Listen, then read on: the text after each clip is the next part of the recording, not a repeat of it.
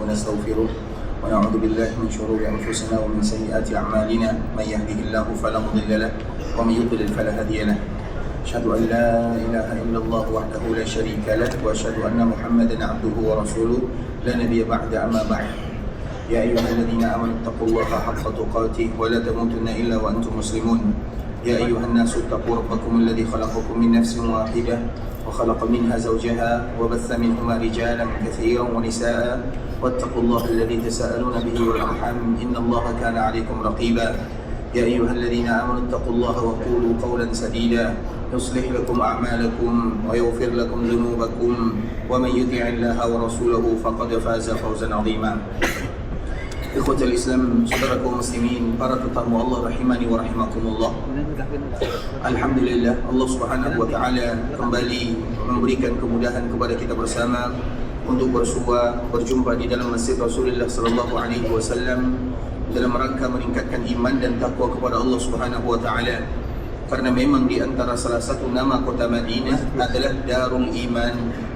Salah satu nama kota Madinah adalah Darul Iman. Dan itu diambil dari hadis baginda Rasulullah sallallahu alaihi wasallam yang dikeluarkan oleh Imam Bukhari dan Imam Muslim dari sahabat Abu Hurairah radhiyallahu taala anhu, innal imana la yabrizu ila al-Madinah. Iman itu akan kembali ke Madinah. Kama ta'rizul hayyatu ila juhriha. Sebagaimana ular kembali ke sarangnya. Nabi sallallahu alaihi wasallam sebutkan dalam hadis ini bahwa Madinah sarangnya iman. Apa makna hadis yang disebutkan oleh baginda Rasulullah sallallahu alaihi wasallam? Hadis ini adalah ujian bagi sesiapapun yang ada di Madinah. Karena tidak ada di antara kaum muslimin yang datang ke Madinah kecuali karena iman yang ada di dalam hatinya, kecuali karena cintanya kepada baginda Rasulullah sallallahu alaihi wasallam. Dan kita selalu sebutkan haji dan umrah tak ada hubungannya dengan Madinah. Haji akan sempurna, umrah juga akan sempurna tanpa kedatangan kaum muslimin ke kota Madinah. Tapi tak satu pun di antara kaum muslimin yang haji dan umrah kecuali ada dorongan dalam hatinya datang ke kota Madinah. Dan yang membuat mereka datang ke kota Madinah adalah iman kepada Allah, cinta kepada Nabi-Nya. Sehingga ketika mereka datang ke kota Madinah dari semua penjuru dunia, yang membuat mereka datang adalah iman dan takwa, maka berkumpullah di Madinah orang-orang yang beriman kepada Allah Subhanahu wa taala. Itulah makna hadis Nabi sallallahu alaihi wasallam bahwa iman akan kembali ke kota Madinah. Maknanya sesiapapun yang dimudahkan datang ke kota Madinah, mereka itu adalah orang-orang yang beriman. Karena iman yang bawa mereka datang ke kota Madinah, iman kepada Allah dan cinta kepada baginda Rasulullah sallallahu alaihi wasallam. Tinggal macam mana kita memperkuat iman yang sudah ada dengan beribadah kepada Allah Azza wa Jalla. Karena Madinah tanpa iman, tanpa amalan, tak ada gunanya. Makanya sahabat Salman Al-Farisi radhiyallahu ta'ala anhu menyebutkan sebuah kalimat yang dikeluarkan oleh Imam Malik dalam kitabnya Al-Muwatta, innal arda la tuqaddisu ahada fa innama yuqaddisu al-insanu amalah. Suatu tempat tidak akan menjadikan kalian bersih, suci, mulia. Akan tetapi yang membuat kalian mulia adalah amalan. Maknanya ketika kita datang ke kota Madinah kemudian kita tak beramal, maka tak ada guna. Akan tetapi dikala kita beramal di kota Madinah, mulia di atas mulia. Beramal di daerah yang diberkahi, di tanah yang haram, maka mulia di atas mulia. Akan tetapi kalau kita datang ke kota Madinah tidak melakukan ibadah, tidak beramal, melakukan kebaikan, maka itu tak ada gunanya. Karena Madinah tidak akan pernah bisa memberikan manfaat tanpa amal dan ibadah. Itulah makna daripada kalimat yang disebutkan oleh sahabat Salman Al-Farisi. Artinya ia ingin agar kita dikala berada di daerah-daerah yang mulia, terkhusus tanah haram Makkah Madinah, maka di saat itulah kita memperbanyak amal ibadah. Karena setiap amal ibadah yang dilakukan akan dilipat gandakan pahalanya oleh Allah Subhanahu wa taala. Kemudian ikhwatul Islam, senantiasa kita mengucapkan salam dan salawat kepada baginda Rasul kita yang mulia Muhammad bin Abdullah sallallahu alaihi wasallam, yang mana itu merupakan di antara salah satu ibadah terbaik, terkhusus jika kita menjadi tetangga baginda Rasulullah di Madinah. Karena sesiapapun yang berada di Madinah, mereka harus ingat mereka sedang bertetangga dengan Nabi. Nabi jaraknya hanya beberapa langkah sahaja darinya. sehingga akan membuat mereka selalu semangat beribadah. Dan bagi mereka yang bertetangga dengan Nabi, tentu mereka tak akan ingin berpisah dari baginda Rasulullah sallallahu alaihi wasallam. Makanya di antara ibadah yang terbaik adalah berlama-lama di dalam Masjid Nabawi untuk menjadi tetangga baginda Nabi sallallahu alaihi wasallam. Tujuan dan harapannya satu, supaya nanti kita juga menjadi tetangga Nabi di dalam surga. Amin amin ya rabbal alamin. Allahumma salli ala Muhammad wa ala ahli baitihi wa ala azwajihi wa dhurriyyatihi kama sallaita ala Ibrahim wa ala ali Ibrahim innaka Hamidum Majid. Allahumma barik ala Muhammad wa ala ahli baitihi wa ala azwajihi wa dhurriyyatihi kama barakta ala Ibrahim wa ala ali Ibrahim innaka Hamidum Majid. Ikhwatul Islam, saudara kaum muslimin, para tetamu Allah rahimani wa rahimakumullah, kita sambung sedikit pembahasan sebelumnya, masih berkaitan dengan hadis baginda Rasulullah sallallahu alaihi wasallam, ma baina baiti wa mimbari rawdatun min riyadil jannah wa mimbari ala haudi. Antara rumahku dan mimbarku adalah taman di antara taman-taman surga. Dan sebelumnya kita ingatkan kembali kepada kaum muslimin, raudhah disebut dengan raudhah karena semua ibadah yang kita lakukan di dalamnya, ketika Allah bagi kemudahan kita beribadah di dalamnya, maka ibadah yang kita buat bisa antarkan kita ke dalam taman surga sesungguhnya. Maka wajar kaum muslimin mereka berebut, wajar kaum muslimin mereka berusaha untuk beribadah di dalamnya. Tidak ada ibadah yang dikhususkan, maknanya ibadah apapun kalau dimudahkan lakukan, dan semoga ibadah inilah yang antarkan kita ke dalam surga Allah Subhanahu wa taala. Maka itulah disebut dengan taman di antara taman-taman surga, atau raudhah min riyadil jannah, taman di antara taman-taman surga, karena akan mengantarkan kaum muslimin ke surga Allah Subhanahu wa taala dengan ibadah yang mereka lakukan di dalamnya. Kemudian ikhwatul Islam, taman surga ini ada batasannya. Nabi sallallahu alaihi wasallam menyebutkan di antara rumahku dan mimbarku. Kemarin kita telah menyebutkan rumah Nabi sallallahu alaihi wasallam semuanya berada di bagian kanan bawah Masjid Nabawi. Kita ulang lagi ikhwatul Islam, awal Nabi sallallahu alaihi wasallam datang ke kota Madinah. Kemarin kita telah menyebutkan Nabi sallallahu alaihi wasallam datang ke kota Madinah. Keluarga Nabi itu hanya 2 sahaja. Dan itu pun nanti menyusul Nabi. Maknanya ketika hijrah Nabi belum lagi bawa keluarganya. Keluarga Nabi itu ada 2. Yang pertama Ibunda Saudah, dan yang kedua adalah Ibunda Aisyah radhiyallahu taala anha. Dan Ibunda Aisyah, Nabi juga belum satu rumah. Maknanya Aisyah masih menjadi tanggung jawab ayahnya.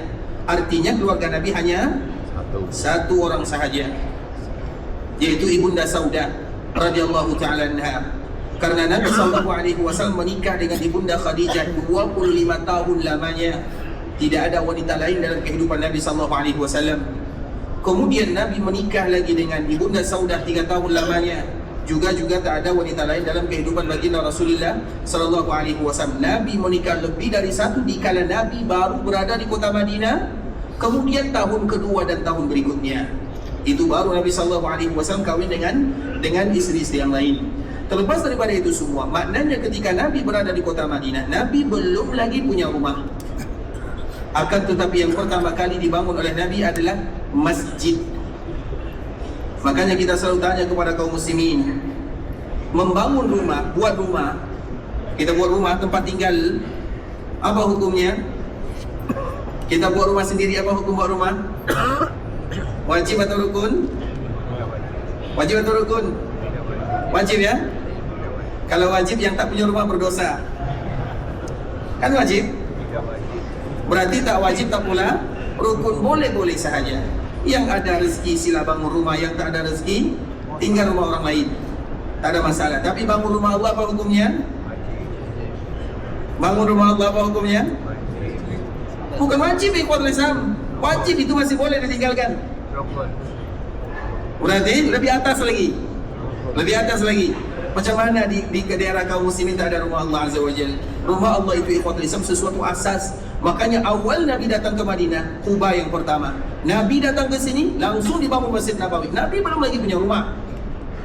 Agar kita mendapat pelajaran dari baginda Rasulullah sallallahu alaihi wasallam, bercita-citalah kaum muslimin sebelum mereka dipanggil oleh Allah Azza wa Jalla untuk membangun rumah Allah Subhanahu wa taala. Kalau tidak bisa bangun yang kecil, bangun yang besar.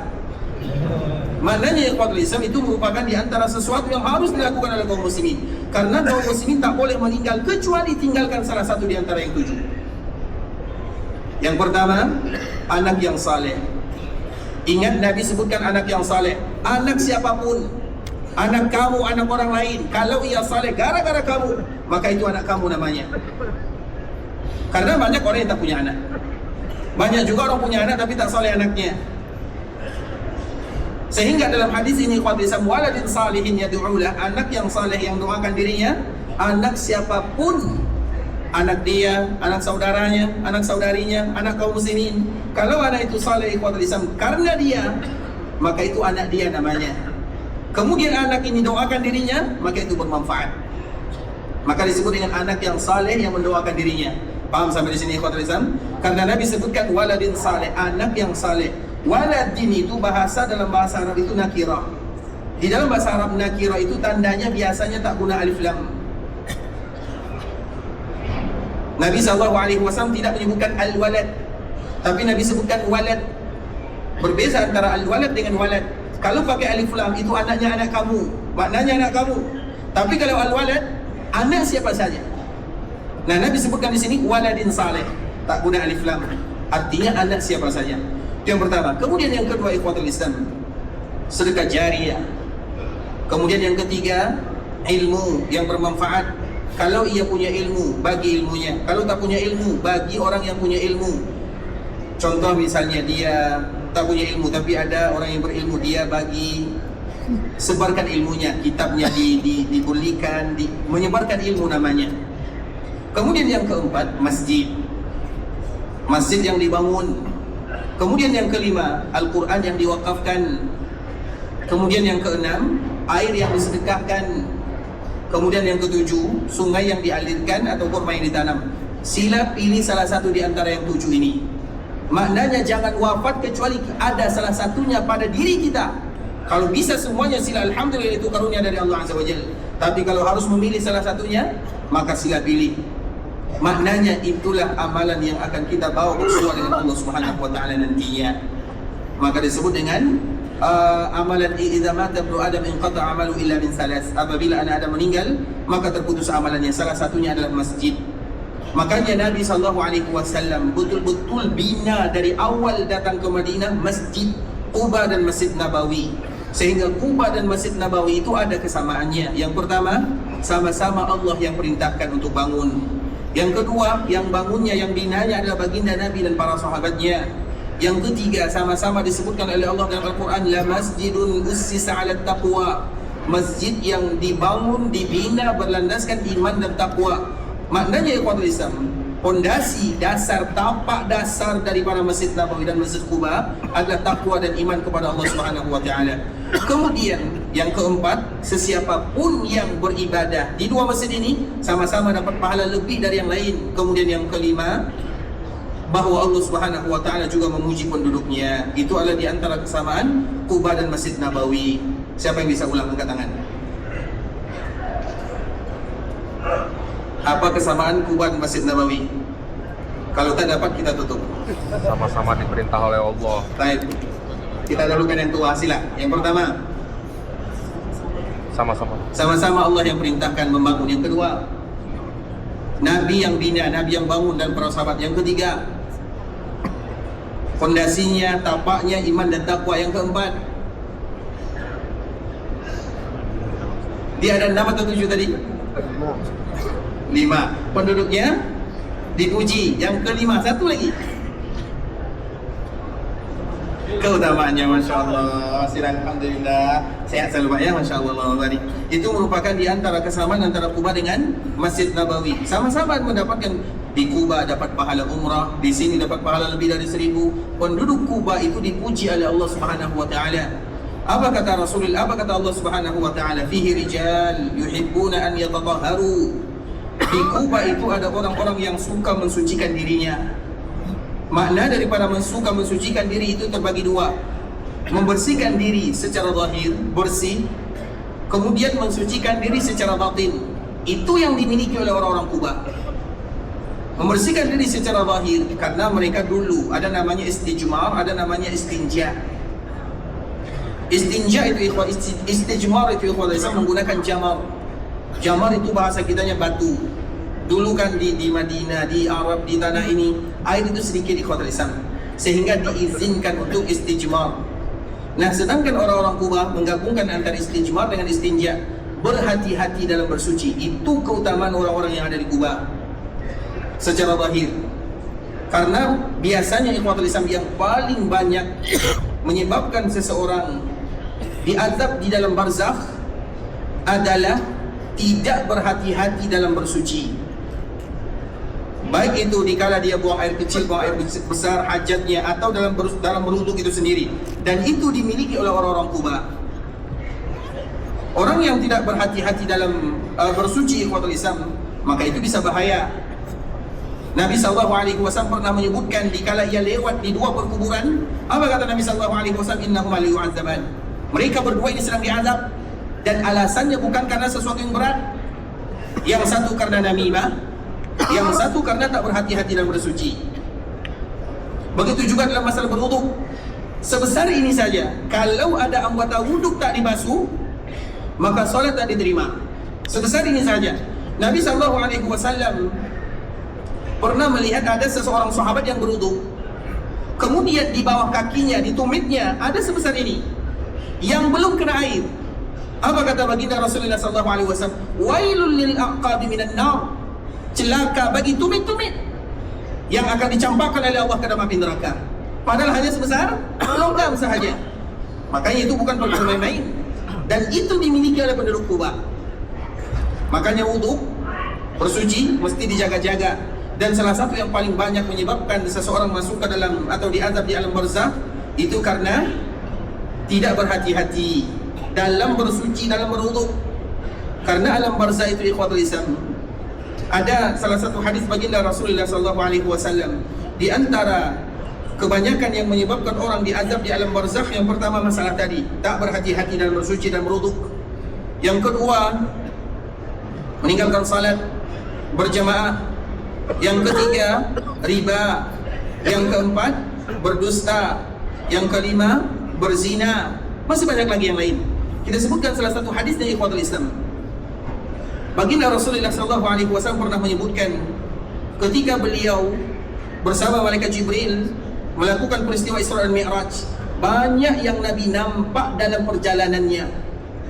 Dan ini cerita di alam barzakh. Kemudian Nabi SAW bersama malaikat Jibril, tiba-tiba Nabi nampak ada dua orang. Yang satu berdiri, yang satu berbaring. Yang berdiri ini sedang memegang batu besar. Kemudian dihantamkan, dipukulkan ke kepala orang yang sedang berbaring, hancur kepalanya. Jadi orang yang tadi sedang berbaring, ada yang berdiri, yang satu pegang berdiri, ini pegang batu, dipukulkan kepada orang yang sedang berbaring. Kemudian ikhwatul Islam, hancur kepalanya. Kemudian setelah itu kembali lagi. Kemudian batu ini diambil lagi, dipukul lagi sampai hari kiamat. Sehingga Nabi SAW bertanya kepada malaikat Jibril, "Wah Jibril, mahadan, apa yang berlaku?"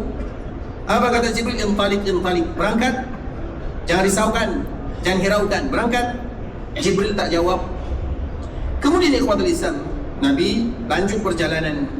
Kemudian Nabi nampak lagi dua orang. Yang satu berenang di sungai, tapi sungainya terbuat dari darah, sungai darah. Kemudian yang satu ada di pinggir sungai. Orang yang berenang ini pun lelah. Kemudian dia pergi ke pinggir sungai. Setiap kali ia ingin selesai dari berenang, maka orang yang tadi di pinggir sungai ambil batu, dimasukkan ke dalam mulutnya. Batu kalau dimakan bahaya, hancur semua isi perutnya. Kemudian dia disuruh lagi untuk berenang sampai hari kiamat, berenang di sungai darah sambil memakan batu. Nabi kembali terkejut, kaget. Apa ini wahai Jibril, mahadan? Kenapa? Apa yang mereka buat? Apa kata Jibril? Intalik. Ayo berangkat, ayo kita pergi, tinggalkan mereka. Kemudian setelah itu ikhwatul Islam, nampak lagi dua orang. Yang satu berdiri di atas lututnya, yang satu berdiri di atas kakinya. Berdiri di atas lutut itu apa bahasa kita? Berdiri di atas lutut maknanya dia jadikan lutut untuk berdiri. Apa bahasa berlutut ya? Yang satu berlutut, yang satu berdiri. Yang berdiri ini ikhwatul Islam, Yang berdiri di atas lututnya berlutut ini ikhwatul Islam, dia sedang menghadap ke depan, yang satunya di belakang. Diambil mulutnya, dirobek sampai ke kafah, sampai ke belakang, dirobek mulutnya. Kemudian malaikat kembali, Nabi SAW kembali bertanya kepada malaikat Mahadan, qala intaliq. Wahai Jibril, apa yang berlaku kepada mereka berdua? Maka apa kata Jibril? Intaliq, tinggalkan, biarkan. Kemudian yang keempat datang lagi, nampak ada sebuah tanur. Tanur itu ikhwatul Islam, atasnya kecil, bawahnya besar. Apa bahasa kitanya? Apa? Gentong ya? Atasnya kecil, bawahnya besar. Terdapat di dalamnya lelaki dan perempuan tak pakai pakaian. Kemudian di bawahnya ada api yang memanas, yang panas, yang membangkang, yang membakar mereka semua. Mereka nak keluar macam mana ya ikhwatul Islam? Karena atasnya kecil, di bawahnya besar. Kemudian Nabi kembali bertanya, wahai Jibril, apa yang mereka lakukan? Intaliq. Pada akhirnya Nabi SAW melakukan perjalanan bersama Jibril, dan mereka bertemu dengan salah seorang yang betul-betul indah, tampan, tinggi, besar. Kemudian dikelilingi oleh anak-anak kaum muslimin. Kemudian di saat itulah Jibril menjawab satu persatu. Setelah selesai perjalanan, Jibril jawab. Apa kata Jibril? Wahai Muhammad, adapun yang pertama, ini semuanya cerita alam barzakh ya, belum lagi cerita akhirat, semua cerita alam barzakh. Yang pertama, apa tadi yang pertama? Batu dihancurkan. Yang satu berdiri, yang satu berbaring, dihancurkan kepalanya. Adalah orang-orang yang mendengarkan hayya 'alas salah, hayya 'alal falah. Kemudian mereka tidur, pura-pura tak dengar. Mereka tidak ikut bersama kaum muslimin salat berjamaah di masjid. Dalam riwayat yang lain, mereka yang dengarkan Quran, mereka yang baca Quran, tapi mereka tak mau mengamalkannya. Sehingga dari sini dapat kita ambil pelajaran, yang tak salat berjamaah bersama kaum muslimin, ingat akan hadis ini. Dia dengar hayya 'alas salah, hayya 'alal falah, dia lebih dahulukan kerjanya, dia lebih dahulukan yang lain. Atau dia tidur, penat, lelah, subuh, isya. Ingat akan hadis ini ikhwatul Islam. Karena bagaimanapun lelaki, kita lelaki, salat itu di masjid. Kalau tak ingin salat di masjid, jangan jadi lelaki, jadi perempuan saja. Karena Allah Subhanahu wa taala bagi tahu dalam Al-Qur'an, fi buyutin adzina Allahu an turfa'a wa yuzkara fiha ismuhu yusabbihu lahu fiha bil wudu'il asal rijal. Ini lelaki yang sesungguhnya. Allah sebutkan siapa lelaki, ini ayat sebelumnya. Dan ayat sebelum ini ada lagi ayat sebelumnya. Allahu nurus samawati wal ard masalu nurihi kamishkah. Jadi ayat antara satu ayat dengan ayat berikutnya bersambung. Kemudian Allah menceritakan tentang cahaya, kemuliaan, kemudahan. Siapa yang akan mendapatkan cahaya ini? Fi buyutin, di rumah Allah Azza wa Jal, yaitu tempat yang paling Allah suka. Fi buyut, di rumah Allah, masjid. Azinallahu an turfa', Allah izinkan mengangkat suara untuk azan, untuk iqamat, untuk baca Quran. Kemudian siapa yang berada di dalamnya? Rijal, lelaki. Rijalul la tulhihi tijaratun wala bai', lelaki yang mereka tak pernah dihalangi oleh berniaga, oleh kesibukan. Mereka akan tetap datang ke rumah Allah Subhanahu wa taala. Dan kalau mereka tak buat seperti itu ikhwatul Islam, ini tadi ancamannya yang tadi disebutkan, itu sampai hari kiamat. Yang kedua, apa tadi yang kedua? Yang berenang di sungai darah sampai hari kiamat, dan dia akan selalu memakan batu. Itu adalah akilur riba, mereka yang makan harta riba. Dan riba itu ikhwatul Islam, pintunya lebih daripada 70 pintu. Riba itu bukan hanya berlebih, banyak riba. Contoh yang lain, misalnya ada emas. Emas kita sudah 2 tahun, 5 tahun nak jual, kemudian tukar tambah, itu riba namanya. Atau misalnya ada kawan nak pinjam duit, nak pinjam, kemudian kita pinjam. Misalnya ada kawan nak pinjam duit, misalnya 1000 rial, kemudian kita pinjamkan 1000 rial. Kemudian setelah itu kita minta tolong sama dia, itu riba namanya. Paham atau tak paham? Paham tak paham lanjut dulu. Tapi contoh saja, saya bisa dipahami agar kita tahu riba itu bukan hanya sesuatu yang jelas kita tengok ini riba, bukan. Banyak riba itu, banyak ikhwatul Islam. Ada riba fadl, ada riba nasi'ah. Dan di antara salah satu pesan baginda Nabi sallallahu alaihi wasallam setelah melakukan haji wada, ada 4. Yang pertama, hendaklah kalian senantiasa berpegang kepada Al-Quran dan Sunnah Nabi Sallallahu Alaihi Wasallam. Yang kedua, jaga kehormatan kalian, jaga harta. Kemudian jangan pernah menghinakan sesiapapun. Itu yang kedua, pesan Nabi Sallallahu Alaihi Wasallam.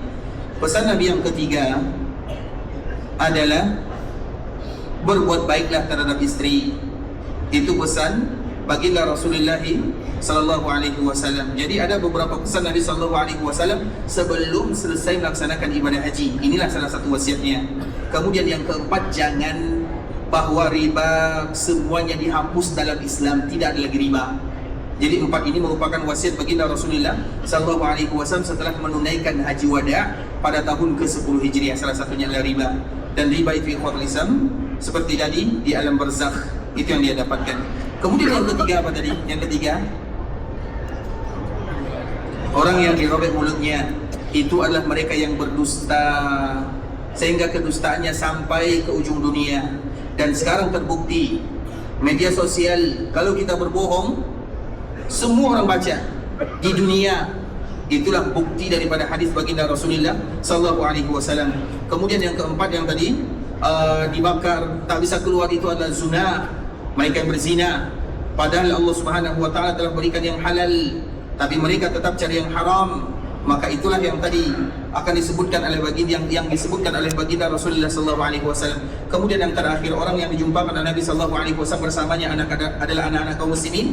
Ia adalah Nabi Ibrahim alaihissalam. Karena sesiapapun di antara anak-anak kaum muslimin yang meninggal dikala mereka masih kecil, Nabi Ibrahim yang akan jaga mereka di dalam surga. Artinya ikhwatul Islam, ini merupakan di antara beberapa yang menyebabkan manusia diadab di alam barzakh, dan salah satunya tak berhati-hati dalam bersuci. Dan itulah yang dimiliki oleh orang-orang yang ada di Kuba.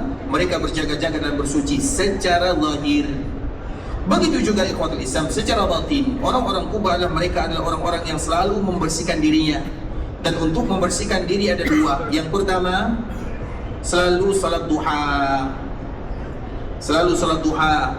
Dan salat duha yang terbaik adalah di akhir waktu sebelum zawal. Kalau sekarang kurang lebih pukul 11.40, 50, itu adalah waktu duha yang terbaik. Kan biasa dikala kita berada di Madinah, kita datang ke Masjid Nabawi setengah jam sebelum zuhur kan? Nah, itu adalah waktu duha yang terbaik. Wala duha sebanyak-banyaknya selagi Allah berikan kemudahan dan kesempatan. Dan itulah yang selalu dilakukan oleh orang-orang yang ada di Kuba. Makanya Imam Syafi'i rahimahullahu ta'ala pernah mengatakan, aku tengok dalam Al-Quran, dalam hadis Nabi, tidak ada ibadah yang paling bagus untuk menghilangkan dosa dan kesalahan kecuali duha. Maka duha itu disebut dengan salat orang-orang yang bertaubat kepada Allah Azza wa Jalla. Kemudian yang kedua yang dibuat oleh orang-orang yang ada di Kuba adalah salat malam. Karena salat malam itu adalah salah satu yang bisa mensucikan jiwa. Itulah kelebihan orang-orang yang ada di Kuba, sehingga Allah sebutkan fihi rijal yuhibbuna an yatatahharu. Di Kuba ada lelaki, sifat mereka yang ada di sana, mereka suka bersuci secara zahir dan secara batin. Makanya Allah Subhanahu wa taala berikan pujian kepada orang-orang yang ada di sana sebagaimana Allah berikan pujian kepada semua penduduk Madinah. Apa pujian Nabi sallallahu alaihi wasallam? Nabi sallallahu alaihi wasallam pernah, ini harus kita jaga-jaga ikhwatul Islam. Nabi pernah berdoa, Allahumma man zalama ahlal madinati wa akhafahum fa akhifhu wa alaihi la'natullahi wal malaikati wan nasi ajma'in la yaqbalu Allahu minhu sarfun wala adal. Ya Allah, sesiapapun yang zalim kepada penduduk Madinah. Penduduk Madinah itu siapa? Penduduk Madinah semua, baik yang tinggal di Madinah, yang lahir di Madinah, yang menetap di Madinah, yang datang ke Madinah, semua masuk dalam hadis ini. Barang siapa yang zalim kepada penduduk Madinah, dan secara khusus mereka yang tinggal di dalamnya, atau membuat mereka menjadi takut. Zalim itu banyak, dengan lisan, dengan tulisan. Makanya di Madinah itu ikhwatul Islam yang harus kita ingat ya, adalah mendahulukan kesabaran apapun yang terjadi. Karena nanti kita takut melakukan kezaliman.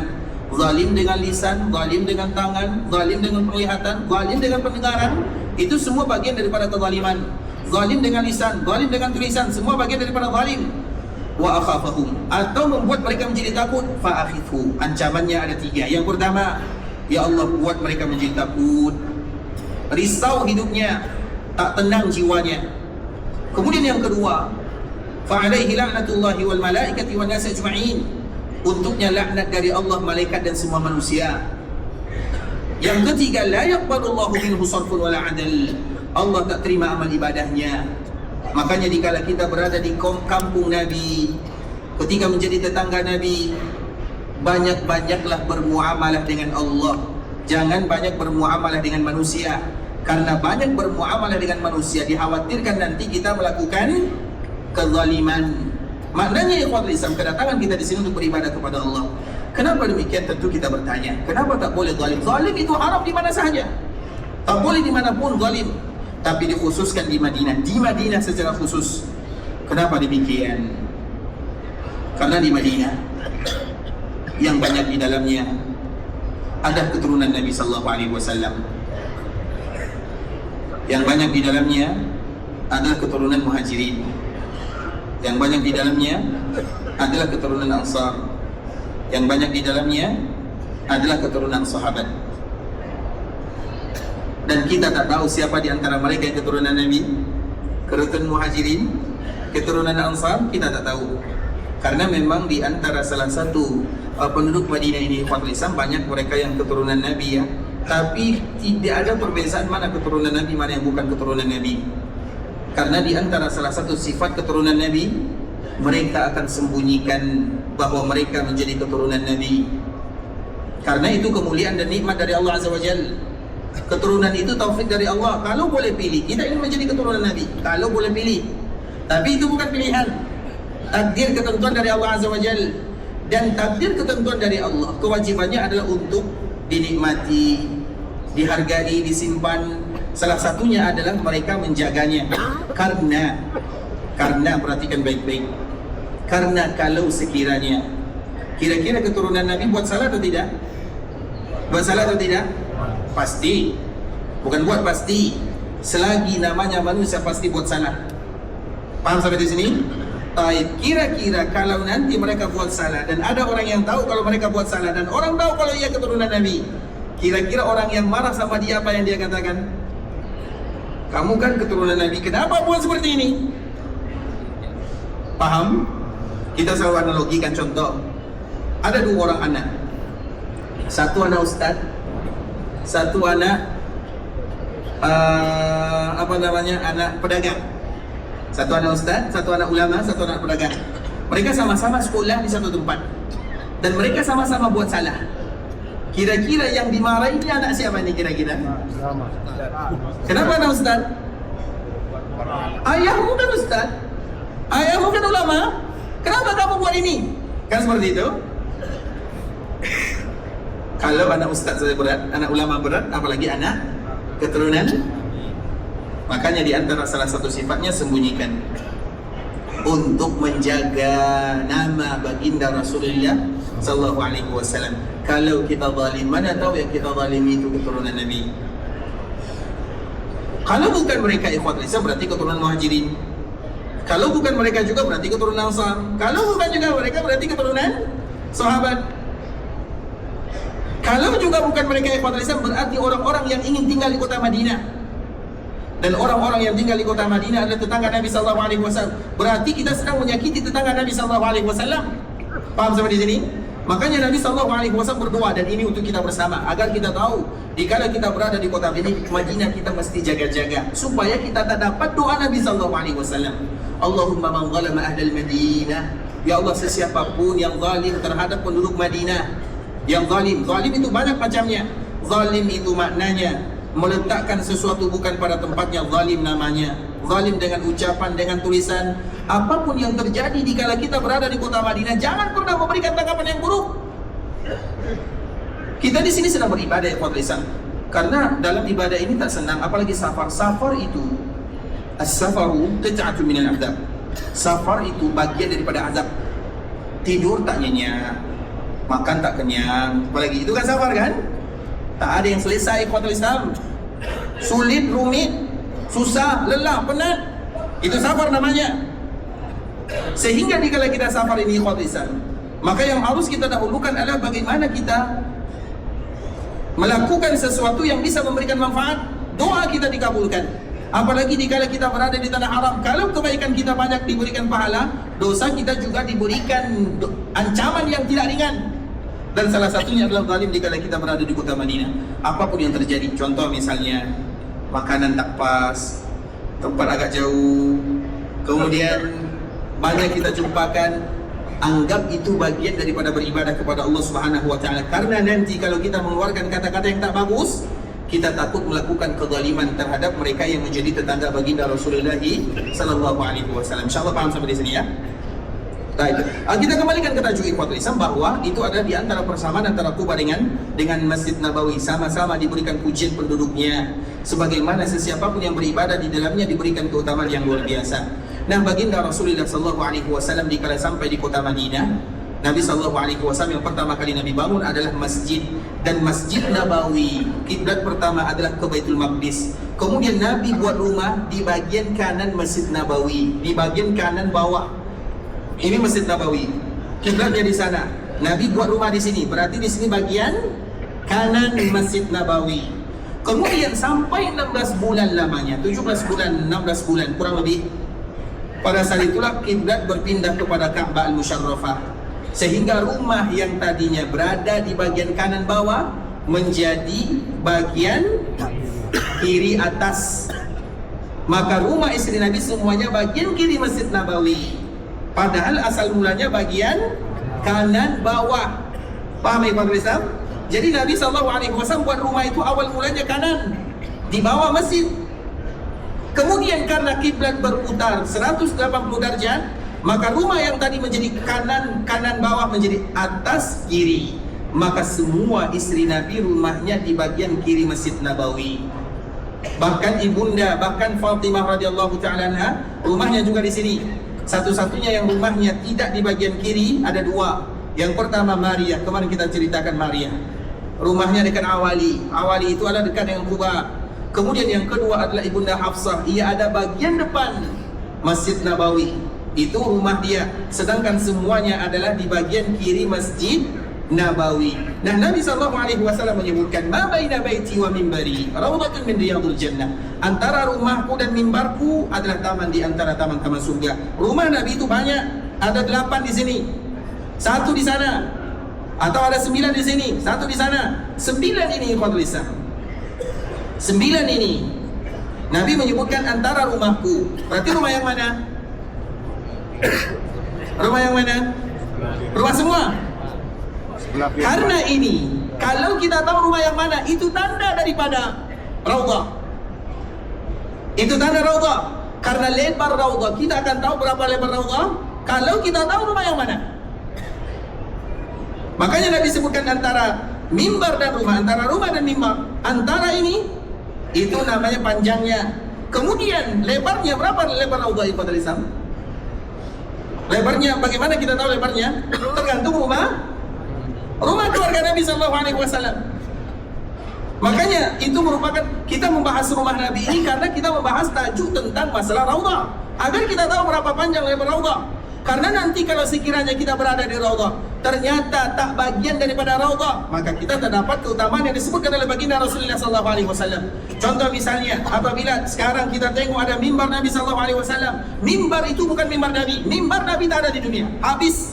Tahun 60 atau 65, mimbar Nabi terbakar. Kemudian tempat sekarang ini ada tempat di mana dulu mimbar Nabi, tapi bukan mimbar Nabi.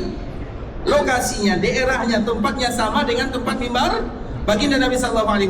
Nabi menyebutkan antara rumahku dan mimbarku, berarti mimbar ini tak masuk. Kalau ada yang ke raudhah, berarti dia di bawah mimbar atau di samping kanan mimbar, berarti dia belum lagi bagian daripada raudhah. Paham ya kawan Islam? Begitu juga lebarnya, berapa lebar raudhah?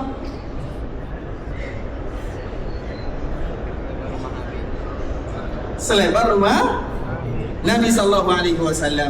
Jadi rumah itu ikhwati penting. Kenapa kita mesti tahu tentang rumah? Tentu kita tahu berapa rumah Nabi. Rumah Nabi itu berapa tadi jumlahnya? 9. Satu rumah istri Nabi berapa lebarnya? Makanya ikhwati Islam, sering-seringlah jalan ke museum, jangan sering-sering belanja abaya. Itu dia. Ada salah satu museum yang tak diketahui oleh kaum muslimin. Dia berada di Masjid Nabawi, di bagian bawah, di bagian depan sana, dekat Baqi. Terus ada apa namanya, ikhwatul Islam, ada macam biasa tempat parking, tempat toilet parking juga. Masuk ke bawah, di situ adalah museum bentuk peninggalan, sejarah peninggalan Nabi sallallahu alaihi wasallam. Ada yang sudah pergi? Sudah ya? Banyak yang belum lagi belanja hari-hari. Tapi cari sendiri, saya tak mau tahu, bagi tahu. Tapi ikhwatul Islam, cari. Abaya saja kita cari di mana-mana. Oh, ada yang murah, ada yang mahal, kita cari. Paham ikhwatul Islam? Itulah tujuan kita datang ke kota Madinah. Jadi kita tahu ini peninggalan Nabi, tapi ingat kaedah, semua peninggalan Nabi tak ada yang asli. Kalau yang contohnya itu apa namanya? Replika. Kenapa tak ada yang asli ikhwatul Islam? Karena memang disebutkan oleh para ulama. Salah satunya adalah Imam Ibnu Katsir. Kenal Imam Ibnu Katsir? Kenal? Ulama. Dan dia itu punya kitab yang terbaik. Dan di antara kitab yang terbaik, yang pertama tafsirnya, yang kedua adalah Al-Bidayah wa Nihayah. Al-Bidayah wa Nihayah itu yang pertama dan yang terakhir, karena ia ceritakan semua sejarah mulai dari zaman Nabi Adam. Itu Imam Ibnu Katsir sampai hari terakhir. Makanya disebut dengan Al-Bidayah wa Nihayah. Terlepas daripada itu semua, dalam kitab Al-Bidayah ini Imam Ibnu Katsir menyebutkan, karena beliau meninggal pada tahun 774, dia adalah seorang ulama Syafi'iyah. Dia mengatakan semua peninggalan Nabi SAW sulit untuk dipastikan keasliannya. Kenapa demikian? Yang pertama, Masjid Nabawi itu sering terbakar. Dulu kan musim panas, Masjid Nabawi itu, kita tahu Masjid Nabawi itu terbuat dari kurma, kemudian atapnya daun kurma. Kalau musim panas, macam mana ya kuatnya terbakar? Makanya Masjid Nabawi ini pernah terbakar 4 atau 5 kali. Itu yang pertama. Yang kedua, kaum muslimin pernah merasakan zaman-zaman yang teruk sangat ikhwatul Islam. Zaman di mana berada di dalam titik terbawah kelemahan. Kan kaum muslimin itu zaman kita itu zaman nubuwah, itu zaman Nabi. Yang kedua zaman khilafah 30 tahun. Yang ketiga zaman Umayyah 92 tahun, hampir 1 abad. Kemudian zaman Abbasiyah ini hampir pada abad ke-6 Hijriah. Nah, di zaman inilah ikhwatul Islam terbagi lagi 4.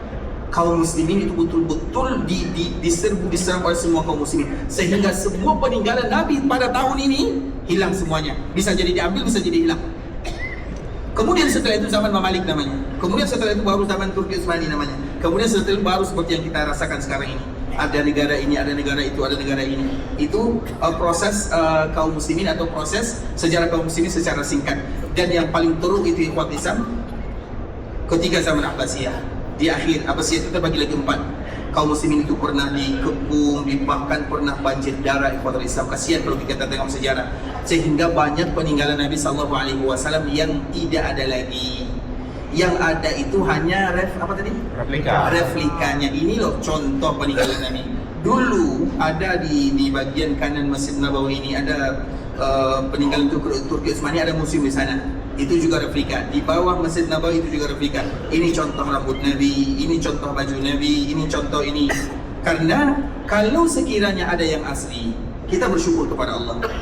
Karena kita bisa mengambil keberkahan. Bisa dipahami? Karena tubuh Nabi, jasad Nabi berkah. Jangankan rambut Nabi, air ludah Nabi berkah. Jangankan ludah Nabi, dahak Nabi. Tahu dahak? Kita pun tengok dahak kita kalau Islam takut. Nabi, apa kata Urwah bin Mas'ud radhiyallahu ta'ala anhu sebelum dia masuk Islam, ma ra'aitu ahadan yuhibbu ahadan ka hubbi ashabi Muhammadan. Itu bahasanya. Aku tidak pernah melihat seseorang yang mencintai seseorang melebihi cinta sahabat dibandingkan dengan Nabi Muhammad sallallahu alaihi wasallam. Ma ra'aitu ahadan yuhibbu ahadan ka hubbi ashabi Muhammadan. Bahasanya bagus sekali. Kemudian ikhwatul Islam, dia mengatakan dulu sebelum dia masuk Islam, dia mengatakan Nabi SAW tidak pernah buang air liur atau tidak pernah buang dahak, kecuali dahak Nabi itu ditampung oleh sahabat, Kemudian dikala ditampung, diambil dahak Nabi, dijadikan minyak wangi. Karena dahak Nabi wangi, lebih wangi dari kasturi. Kalau dahak kita, nengok pun kita takut. Nengok itu pun kita takut. Jadi tak boleh pernah, apapun yang Nabi buat tak boleh dikiaskan kepada manusia mana saja, tak boleh. Keringat Nabi wangi, keringat kita ya macam terasilah sedikit-sedikit ya. Apalagi, apapun rambut Nabi mulia. Nabi tak pernah cukur rambut kecuali dibagi-bagi kepada sahabat karena berkah. Nabi berkah, semua jasad Nabi berkah, semuanya. Paham ya Pak Islam? Nabi misalnya, tapi ingat tak boleh dikiaskan kepada yang lain. Contoh misalnya, contoh baginda Nabi SAW meludah. Kemudian meludah di suatu tempat, kemudian tempat ini kita minum, kita jadikan keberkahan. Boleh atau tak boleh? Boleh atau tak boleh? Nabi? Boleh. Mesti. Karena Nabi barokah. Tapi kalau selain Nabi, kita tak tahu air liurnya bisa jadi penyakit. Imam Nawawi melarang yang demikian. Dihembus, karena kan tak boleh menghembus kan? Menghembuskan tak boleh, Nabi larang. Imam Nawawi mengatakan bisa jadi dalam hembusan itu ada tiupan kita itu khalisam. Yang kita hirup apa namanya? Oksigen. Yang kita keluarkan apa namanya? Apa? Karbon dioksida itu baik atau tidak baik? Tidak baik. Kemudian yang kita hembus itu apa? Oksigennya atau karbon dioksidanya?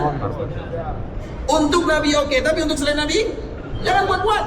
Apalagi dicelupkan tangan, dijual. Jadi harganya, yang harganya free gratis jadi 10 rial. Dari mana ceritanya? Tak boleh dikiaskan yang Nabi buat dengan kita buat, tak boleh ikhwatul Islam. Dulu ikhwatul Islam, Nabi SAW pernah, Ali bin Abi Thalib radhiyallahu ta'ala anhu sakit matanya, tak bisa melihat. Kemudian Nabi panggil, Nabi usap matanya, kemudian Nabi ludah sedikit. Ludah Nabi barokah. Kalau ludah kita, jangan cari-cari orang yang sakit mata kita ludah, semakin buta nanti.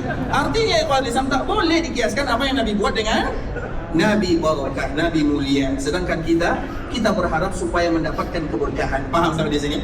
Ada yang tak paham sampai di sini? Makanya ikhwatul Islam, peninggalan Nabi kalau ada, kita bersyukur kepada Allah karena pasti barokah. Paham? Kalau sekiranya ada peninggalan Nabi, pedang Nabi, baju Nabi, rambut Nabi, berkah. Tapi masalahnya itu betul punya Nabi atau tidak? Masalahnya Imam Ibn Katsir. Tentu Imam Ibn Katsir lebih pintar dari kita ya. Lebih pintar atau sangat pintar? Ulama. Dia mengatakan tak bisa lagi dijamin sekarang ada peninggalan Nabi SAW. Karena kalau ada yang mengatakan ini peninggalan Nabi, ternyata bukan peninggalan Nabi, dosanya sampai hari kiamat karena ia telah berdusta atas nama Nabi SAW. Kalau anda ingin tahu sejarah Nabi, ini macam contoh peninggalan Nabi, tak ada masalah. Seperti yang dibuat di sini. Di Madinah saja tak ada yang asli, apalagi di luar. Nabi itu dari mana ikhwatul Islam? Mekah atau Madinah? Mekah atau Madinah?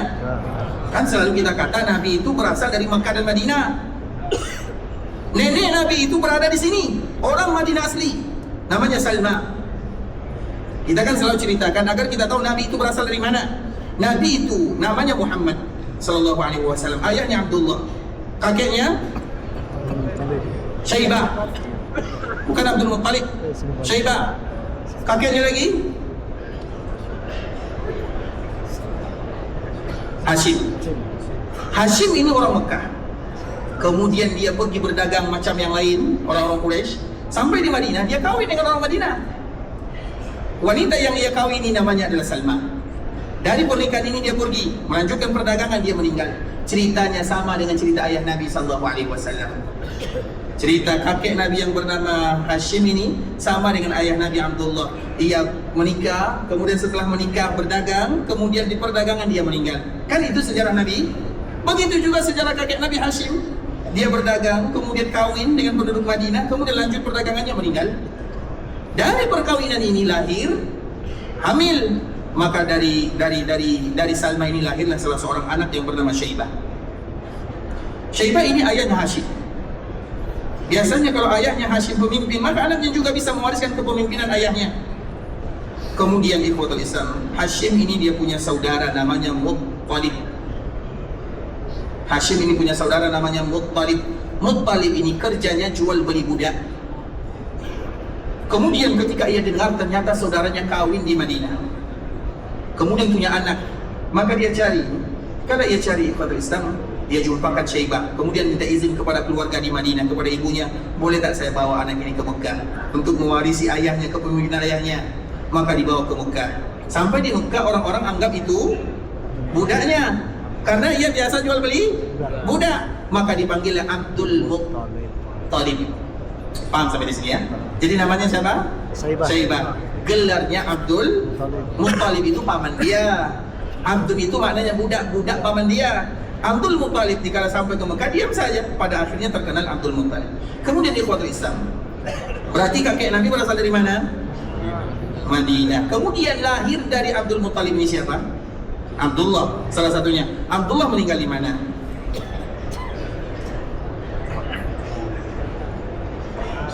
Di Syam atau di Mekah? Di Madinah.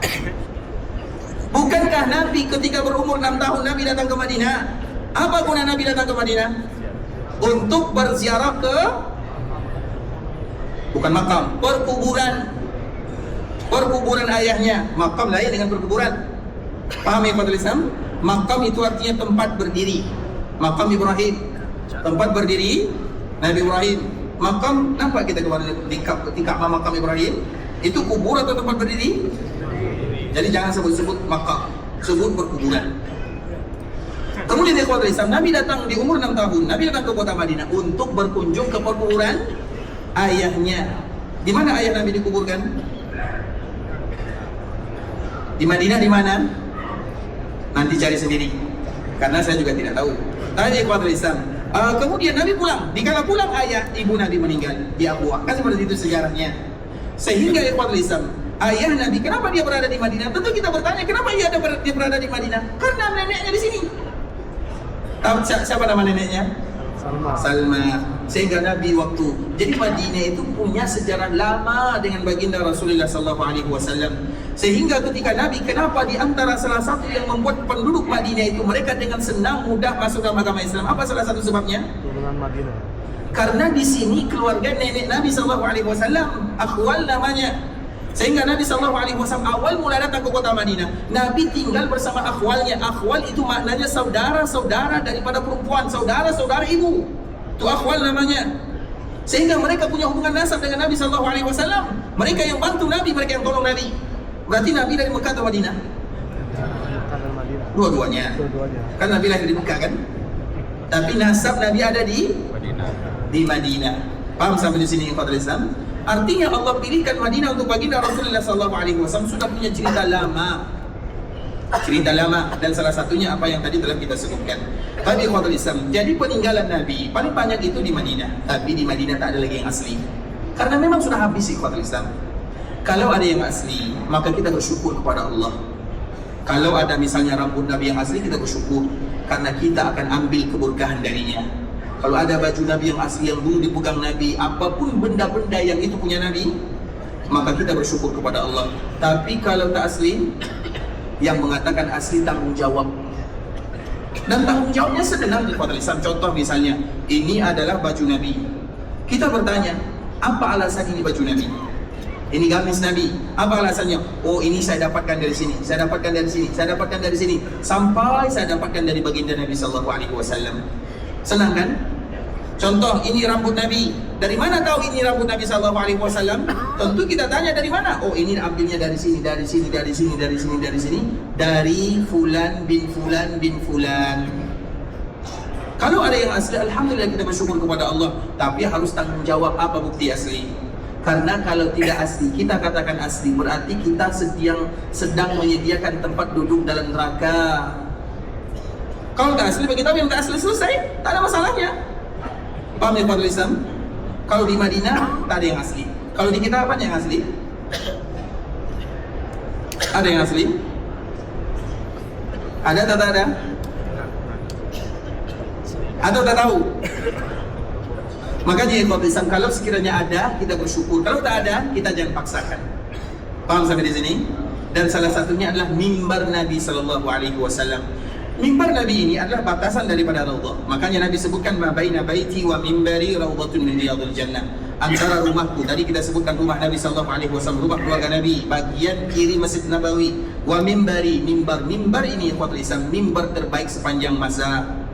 Dulu awal Nabi datang ke kota Madinah, Nabi SAW selalu bagi tazkirah, mau'izah, khutbah. Nabi SAW hanya memegang pelepah kurma atau batang kurma. Jadi kurma yang dijadikan tiang Masjid Nabawi, Nabi jadikan tempat bersandar di sana.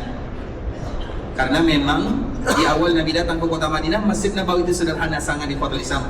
Dia Masjid Nabawi itu banyak khawkhahnya. Khawkhah itu pintu-pintu kecil.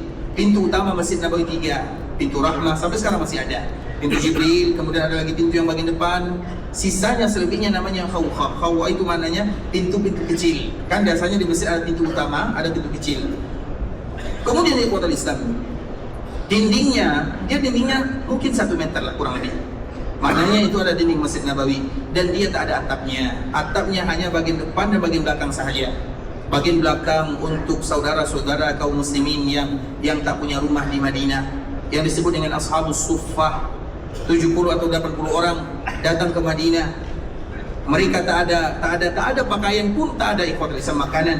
Mereka makan kalau Nabi makan, mereka tak makan kalau Nabi tak makan. Itu Ashabus Suffah. Sehingga mereka tinggal di dalam masjid Rasulullah SAW. Kemudian bagian depan, bagian tengah tak ada atapnya. Kemudian Masjid Nabawi itu hanya kerikil pasir. Sehingga Nabi SAW tak pernah salat di Masjid Nabawi kecuali menggunakan sepatu, dan sepatu Nabi berwarna hitam. Nabi SAW punya sepatu, punya sandal, slipper. Sandal Nabi itu kibalan itu ada tengah, kemudian ada cabang 2. Apa namanya bahasa kita tuh? Itu bahasa Arabnya kibalan.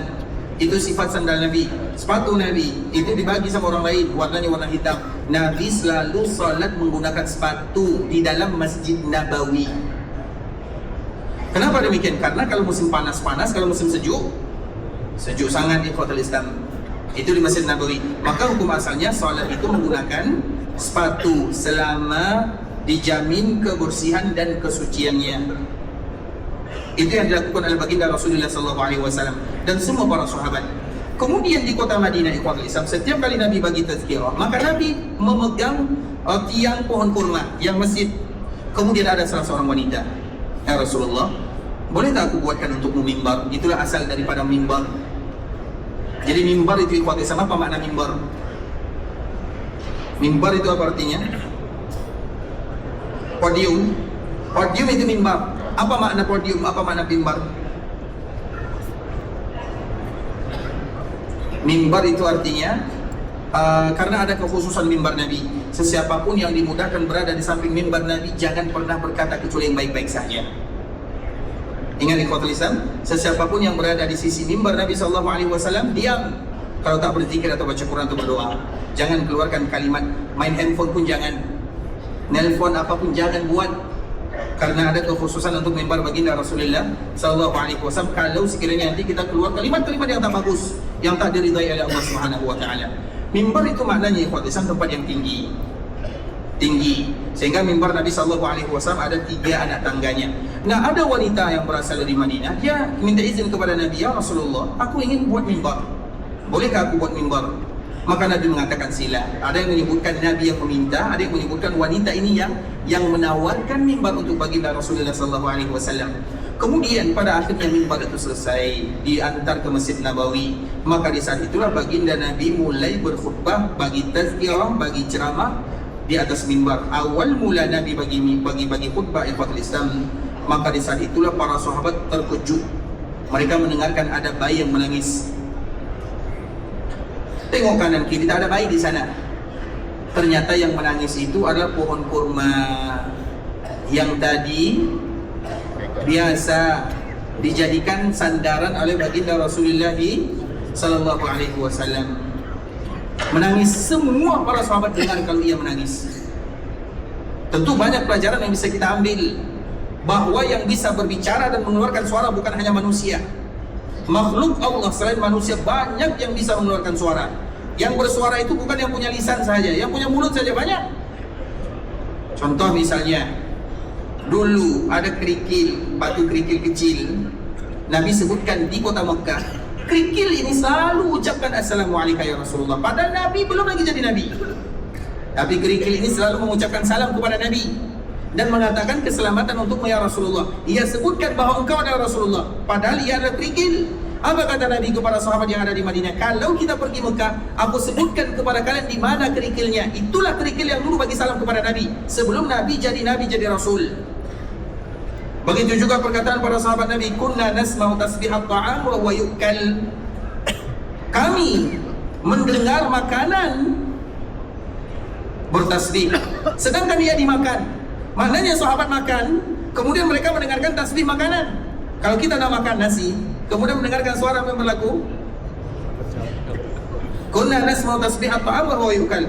Artinya Allah ingin bagi tahu kepada kita bahawa yang berbicara itu bukan, yang mengeluarkan suara itu bukan hanya yang punya lisan, punya mulut. Tentu kita bertanya, menangis itu ada suaranya, tapi mana lisannya, mana mulutnya? Dan yang menangis itu adalah pohon kurma. Pohon kurma itu adalah tiang masjid, maknanya dia tak lagi hidup, tapi ia menangis. Kemudian di saat itulah ikhwatul Islam, Nabi SAW tak jadi lanjutkan khutbahnya. Nabi turun, Nabi pegang sebagaimana dulu Nabi pegang.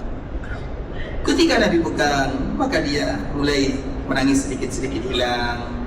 Kemudian pada akhirnya hilang suaranya, ibarat seorang anak yang kembali diberikan ASI oleh ibunya. Hilang tangisannya. Kemudian di saat itulah ikhwatul Islam, baginda Rasulullah SAW mengatakan, kalau aku tidak melakukan yang demikian, maka ia akan menangis sampai hari kiamat. Karena cinta kepada baginda Rasulullah sallallahu alaihi wasallam. Itulah sejarah mimbar. Jangan sampai kecintaan kurma, batang kurma yang sudah mati, lebih cinta kepada Nabi daripada kita yang ada di Madinah. Nabi tak pegang dia, dia pun menangis. Betul-betul kuat suaranya. Banyak pelajaran yang bisa kita ambil, namun karena waktu juga yang memisahkan kita, insyaAllah esok kita akan kembali sambung ikhwatul Islam. Semoga bisa memberikan manfaat kepada kita bersama. Amin amin ya rabbal alamin. Yang benar dari Allah Subhanahu wa taala, yang salah dari diri kami pribadi karena kurangnya ilmu kami, karena kebodohan, karena kejahilan, karena ketidaktahuan kami.